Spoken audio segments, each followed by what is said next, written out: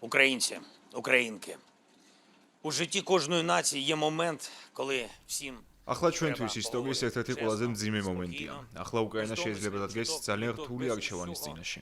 ან ღირსების დაკარგვა, ან ძირითადი პარტნიორის, ამერიკის შეერთებული შტატების დაკარგვის რისკი. ან უთულესი 28 პუნქტი, ან უმძიმესი, ყველაზე რთული ზამთარი და შემდგომი რისკები. ცხოვრება თავისუფლების, ღირსებისა და სამართლიანობის გარეშე და ის რომ ვენდოთ მას, ვინც უკვე ორჯერ დაგვესხა თავს. ახლა უკრაინაზე ერთ-ერთი ყველაზე მძიმე ზეწოლა ხორციელდება. ჩვენგან პასუხსელიან, მაგრამ ამაზე უკვე გავეცი პასუხი 2019 წლის 20 მაისს, როდესაც თქვი, რომ ვიღებ ვალდებულებას დავიცვა უკრაინის სუვერენიტეტი და დამოუკიდებლობა. ჩვენ, რა თქმა უნდა, ფოლადისებნი ვართ, მაგრამ ყველაზე გამძლე ლითონმაც კი შეიძლება ოდესღაც ვეღარ გაუძლოს. ჩვენ რამდენიმე 1000 კილომეტრიან ფრონტს ვამაგრებთ და ვინარჩუნებთ. ყოველ ღამე ხალხი ზის დაბომბვების ქვეშ.